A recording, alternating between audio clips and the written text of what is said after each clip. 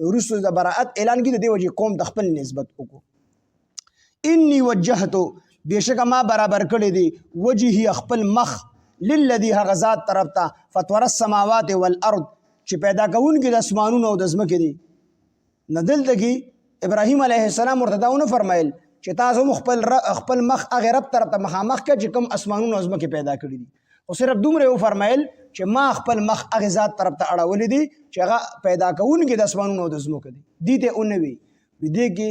یو حکیمانه انداز کې دې ته دعوت ورکو چې ما اړولی دی مخ، مطلب دا چې تاسو ما پسې دا مخ راواړوئ، خو په خولې ورته د دې وجې نه ونه وي چې دې کې حکمت پکې دا چې دوی په خپل ضد باندې اون درېږي او د ضد د وجې نه انکار ونه کړي. د دې نه دا خبره ثابته شوله چې که یو مبلغ وي یو مقرر وي او دې چې ته حق بیانین، دا مطلب به نه چې حق بیان که هر څنګه چې د بیان کړو، حق به بیانې خو په داسې انداز کې چې مؤثر انداز کې وي چې په خلکو باندې اثر هم وکړي.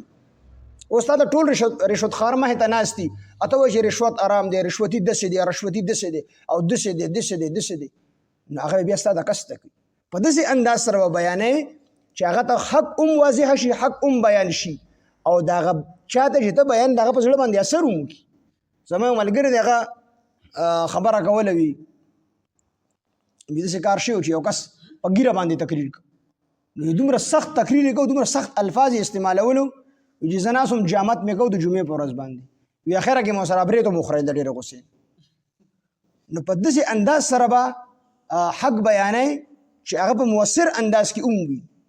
چې تاثیر پکې هم وي، چې دا کم خلک ورته ناست چې هغوی د ستا دا خبره واوري هم. ابراهیم علیه السلام دلته د دې وجې نه داسې ونه فرمایل چې تاسو هم ما طرف ته راوړئ، خو زه هغې رب طرف ته مخ اړونکی یم چې کوم رب د اسمانونو د ځمکو پیدا کوونکی، د اسمانونو د ځمکو پیدا، مطلب یې دا چې تاسو راسره مخ راواړوئ. خو که دوی ته یې وي نو شاید چې دوی په دې خپل خبره باندې کلک شوي د ضد د وجې نه. بعضې سړي سره یو سړی خبره شروع کړي، ته به ورته حق بیانې، خو ته ورته حق په داسې انداز سره بیان کړي چې هغه په خپله ناحقه باندې کلک ودرېږي، زما دا خبره ټیک ده.